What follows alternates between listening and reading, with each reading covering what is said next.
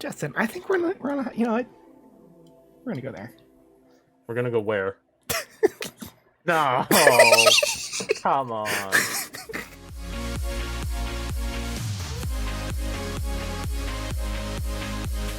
Alright, Justin, explain to us, what do you have here? What have you created? Okay, so I've curated a list of what I would deem as generally suitable SCPs for a little bit of Smash or Pass consideration, just for fun. And for anybody unfamiliar, the SCP Foundation is a fictitious organization that collects, researches, and contains anomalies of all kinds. This can range from creatures to humanoids to objects to images, websites, all sorts of different things are gathered at the Foundation. What I've compiled is a list of entities that I would consider for, passable thought into whether or not you should copulate with it. Justin, you know where you are. The answer is probably yes. We'll see. I'll go through each of one of these and explain what the properties are and certain quirks about them. Just to see if it... Can I ask one thing? Yeah. What's with f***ing Greg down here in the bottom right corner? Greg from IT. I figured I'd throw him in there. All right. He's part of the SCP Foundation. He's enough. technically in the article for an anomaly. He counts. I figured I'd get a very wide variety of a platter of choices for who you would want to smash, and that includes Greg. Greg. Alright. We'll get to him when we get to him. Alright. So 173. So I mean, you'll be looking at him for sure. But that also means that, like, blindfold play is off the table. It is quite hostile, but hey, maybe you're into it. Alright, so first things first. I'm also a big fan of choking, but I don't trust him around my neck. I'd say pass, just because there's so much that's off the table with that. Since, like, the express point is murder, like, it's kinda hot, but, like, in like, not a good way. 20 minutes later. Justin, I think we're on a, you know what? We're gonna go there. We're gonna go where? No, come on. Whenever he touches something organic, it seems to deteriorate rapidly. Basically, like, causing death to... Well, actually, no, I think it's... Okay, no, it's only plants that he really messes with. Yeah. Any and all life grown in the soil, causing death to any such life within a 20-meter radius. It's really only plants and plant products that he interacts negatively with, but otherwise he's fine. So just, like, don't let him cook and keep him in the city. Yeah. I mean, that's fine. He's a nice little gentleman, talks politely, eager to help. He's a very, very pleasant man. I'm into it. Let's smash. SCP-106, otherwise known as the Old Man. I believe he is also known in some circles as Larry. He is basically a man that can phase through walls and is attracted to enormous amounts of pain, and basically like brings subjects into his shadow realm for the purpose of torturing them and inflicting pain because he feeds off of it or something like that. Listen. There can be use for this. Yeah? There can be use for that. If you can set up that boundary beforehand, I'm all for it. It should be of note that he is rather goopy. Whenever he phases through objects, he leaves behind like a black mucus-like substance, and that's rather corrosive. Justin, don't know if that makes it any better or worse. Justin, I know plenty of guys that leave something goopy. She looks cute. Into it. Yeah. Her anomalous properties are that anything artificially created within a 15-meter radius of her will begin to revert to its natural state. The more complex the object... yeah, there you go. The more complex the object, the faster it will deteriorate. Aw. I like her. Yeah, this one was initially a little uncertain considering the name, and I wasn't sure of the age, but it's been noted that She was marked as 16 years old in 2013. So if we're counting the present time, then all fine. It's somewhat eldritch in nature. I'll tell you right now. Is Its it like body a is deer? its body is comprised of a moose head with like 6 pairs of antlers or 6 sets of antlers, and it's got like it's got almost sort of a sac or appendage leading down its head with like redundant organs, and its limbs are like these tentacles that at the end split off into like a dozen separate, almost finger-like appendages. Ew. Alright. But it's actually a rather pleasant lady of the night, once you get to know her, because the whole reason that the SCP Foundation came to know of her existence in the first place was that her landlord complained of her soliciting favors at night from men. But, but she's a very nice lady, because all she really wants is to give them some time as kindness. Immediately, huh? Alright, let's put her in. Smash. And the second entity is a steel ball capable of firing plasmas that claims to be a security officer of a different dimension that she apparently got pregnant. Yeah, I'm still into it. So the anomalous object in question is a little silver bell, which once rung will summon this butler fellow, and he is your stereotypical butler in every sense of the word. The thing that's special about him is that you can basically make almost any request to him, and he'll fulfill it to the best of his abilities, and that includes even retrieving objects that might otherwise be very hard to retrieve. He can't be seen while doing it, but he can whip you up pretty much anything that you might want. A nice tea, a nice sandwich, a solid gold bar if you want. And he goes a little further than that, because he can also take care of tasks, like, doing the laundry, cleaning the floor, killing someone in the next room over just because he said so. Alright. Yeah. His preferred method of harm appears to be pulling out a knife from his pocket and then slitting the person's throat. And he has no qualms about this. He does everything you ask for, including something so gruesome as that. He'll even perform it on himself if you so ask. As long as you're the one that rung the bell, he can do it just fine. A particular note to this topic is that he is also apparently a very skilled masseuse. If you ask him to give you a massage, he will perform it as such, and one of the researchers that did as such has noted as having had the best massage of his entire life, all pain disappearing. Oh. So just imagine what else he can do. Alright, that's why I second now. Her entire shtick is that she is apparently a toy for girls, because boys immediately go into diabetic shock upon coming into contact with her. Is that actually diabetic shock? Basically, yeah. Research notes that the bloodstream basically begins filling with all the chemicals indicative of someone going into diabetic shock. Listen, you said all the boys. Is it just humans in general, or is it specifically boys? Male identifying individuals, but anybody female, she's all free. She's all actually, as her name might suggest, very sweet. There we go. Easy. He is an entity that appears at the deathbeds of those who are dying alone, who don't have anyone else to watch over them as they pass on to the world, and he offers you a nice little smoke as you're going, and isn't much more for conversation, but will keep you company as you go. Just a very nice man who doesn't seem to who had many reasons to stick around, but does do so anyways. I don't know about a nice guy. That's cute. I'm into it. Yeah, he's a very kind man. He cares. He cares about He cares. me. He cares for the lonely people in the world. God, that is me. Holy shit. So the anomaly in particular is the message for a good time call and then a phone number manifesting on newspaper announcements, advertisements, and on public restroom doors in the city of Manchester, United Kingdom. Bit so it's one of those, yeah, a bit sexy in it. Bit sexy in it. It's one of those mysterious numbers that show up that you never actually call, but if you do call this one, then in 2 to 5 hours, this specific individual will show up.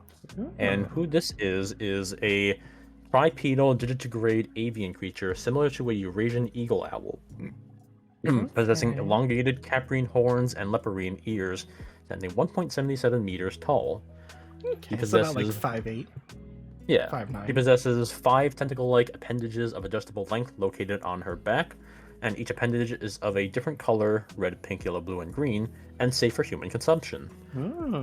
And if you eat one of these appendages, she'll offer them up freely if you ask.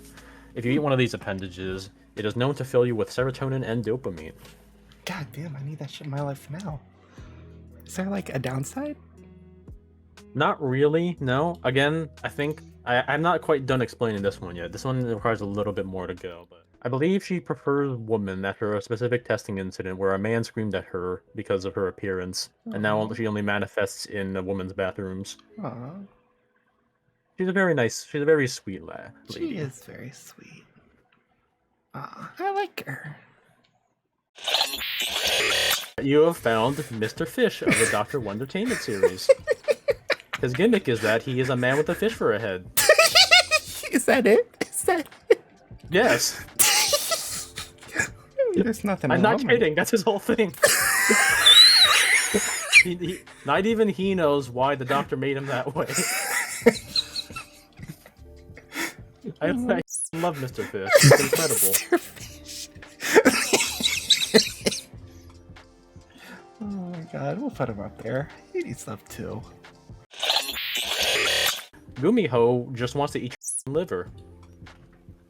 I mean, there's nothing inherently wrong with that. Yeah, I mean, she'll get down. In her article, she has specifically gotten down specifically. Ooh, damn. Yeah. Specifically for the purpose of eating someone's liver, but I mean, she'll do it. She's down. She's DTF. I mean, I guess it should be of note that she has committed various atrocities, like necrophilia. Yeah, that really He takes stuck with me. He seems to take pleasure in human pain, but hey, I may don't do let it. that stop you. I'll put her there. It's only because the death thing, but like, if it's like your last go round, you're like 90 it, you know? Good. What is this? That's God.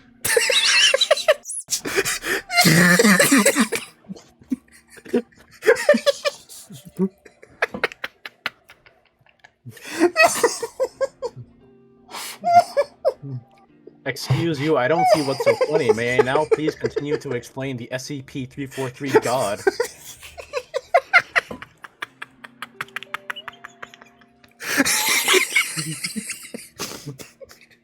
Oh my god. Yes, that is him. Oh my.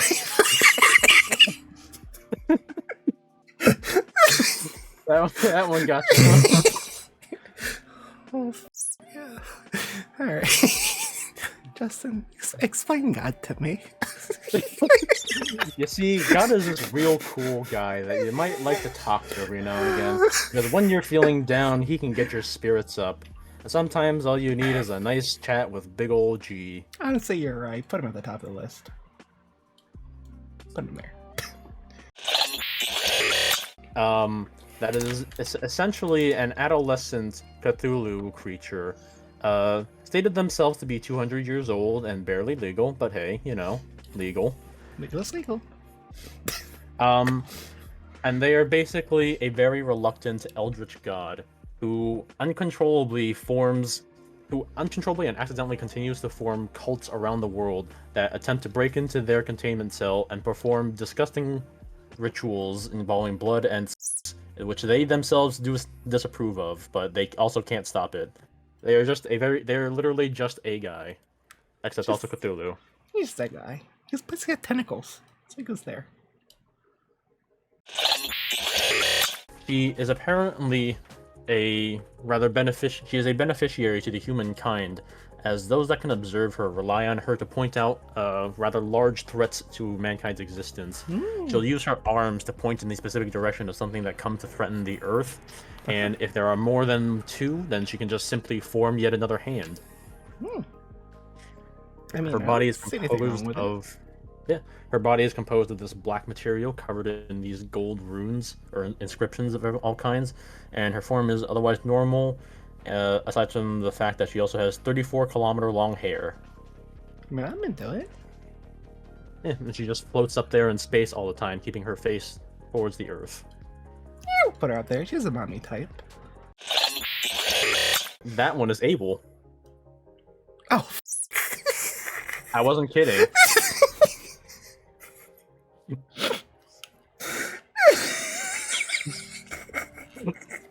I do not make jokes. Do not laugh at me.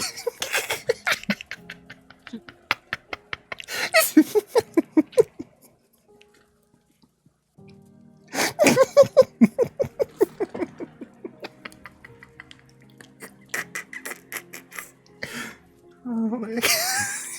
Just put him there. Just look at the screen here. Yeah. I am seeing Yeah. literally no reason not to put him in Smash. I mean, you know, I threw him in there. I knew how the fandom regards him. Just figured I'd put him in there just because of that, and also lay all the cards out on the table. He's so hot. Oh my God. I smell pestilence. I smell pestilence. That's him. That's the boy. You might know the gimmick. I can assume you got the the gimmick by now. He's a plague doctor operating in the modern day, looking to cure the pestilence. According to him, curing the pestilence is apparently reanimating dead bodies or something like that. He makes zombies. He tries to cure the disease, whatever else. If you read his logs, he's actually a very cordial man. Very dedicated to his science. So is Caustic. Is he a cook too? Maybe they should date. I don't know. I do know that beak is actually part of his anatomy. Oh, I don't like that. They took an X-ray of his skull, and there was a beak in there. Oh my God, not a fan of that one. He's not necessarily the most well-adjusted by normal human standards, but otherwise fine. He's he's very ambitious in studying the craft of eliminating the pestilence and perfecting his cure. 096's gimmick is that if you see his face at all, even if it's just like 4 pixels of a photograph from him standing a mile away, he will enter a blood rampage and seek to absolutely annihilate your body, rend you apart, splay your profane form across the stars, that and all that. I mean, I can wear a blindfold. Yeah, I mean, I don't know how much there is to grab onto.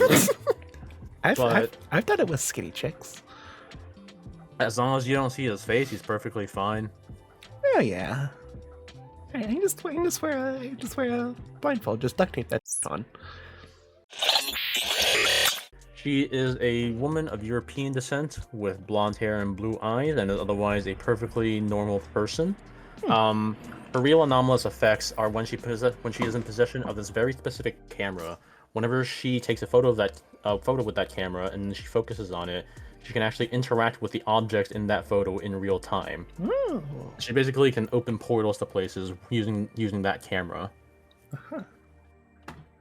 She is a woman that has been through a lot, given she was apparently on trial for the murder of her ex-boyfriend. And then it fell under the SCP Foundation's jurisdiction.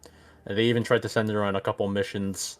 Yeah, she's been through a lot, but otherwise she's a fine lady. She looks like she wants you to play. She wants to watch you play Silent Hill, but then get more scared than the player. I feel like that's an accurate read on her personality. Yeah. I mean, yeah. I'll put her there. And it's basically a giant reptile that can adapt to any form of damage it takes, and all it ever seems to want to do is break out of containment and slaughter humanity. But it is perfectly capable of conversation. I would definitely ask him for relationship advice, but I'd also be a little scared. I'm not a fan of the moss. He's not exactly. I don't know if he's one to take his relationship advice from, but I mean, What's wrong with his relationship advice? I don't think he has any. Most of his relationships end in him stomping someone into a bloody paste. I feel too bad about it too. He feels like a grandpa, like a grandpa with anger issues. It is basically this creature creepy. it is basically a creature of impossible biology, that seems to prey on human beings, and once it has eaten enough of a human being, it can perfectly imitate their voice. Oh. I mean, feed him somebody and then just have him vote for me. Yeah. I mean, I think it's just the biology is a little weird for me. The biology is very strange. Oh, but It's pass. unorthodox to say the least. Imagine that, an anomalous entity having unorthodox biology. It is an orange blob of slime that just wants to make people happy by tickling them. Is that it? That's honestly kind of it. But it's just it's a very gentle SCP that just wants I to would feel bad tickle people about to it. make them That happy. feels like a child. Yeah, this one was one for the not for consideration category. Alright. The fear demon is known as Grenda, as named by the woman, and she basically comes from a species of fear demons that preys on the fears and anxieties of children. Once a child has grown up enough, they move on to the next one because they need to keep feeding. But that's all they really do. They are the classic monster under the bed trope with a little more personality given to them. Specific appearance is that she's got antlers, multiple rows of teeth resembling that of a bull shark, rather large mounds, because apparently the woman that owns that sphere demon was afraid of boobs. That is literally in the article. I do not know why, but it's there. Listen, you were losing me, but you brought me back. Continue. And also possesses both male and female genital organs. Oh no, asexual, the greatest demon of them all. I think we found it out. It's just the asexual demon. Big honking titties and genitals? Yeah. I mean, if it's like this, I'd be down for it. But those eyes with those teeth, if that was more accurate, then pass. But if it's like this, I forgot there was an smash. actual article. There was a specific detail about the eyes. I think the eyes are somewhat accurate because they're basically like full bright yellow with no visible irises. I mean, if it's like this, and it's kind of lizardy. I would think so. I mean, it's a dream demon based on the fears of some woman. I'll put you there. If you write down any information about it, then it will steal that information. If anybody recites any information about this entity, it will steal that person. And it's this like weird bandage creature of just pure black wrapped up. It's like just indeterminate what is underneath the bandages. It is But a lot of yeah. A lot of the depiction of this creature has like a heart for its face, just because the article itself is comprised entirely of images, so that it doesn't steal the article itself, which is a cool gimmick. And a lot of the depictions of it will have that heart for a face because I guess it just loves itself that much.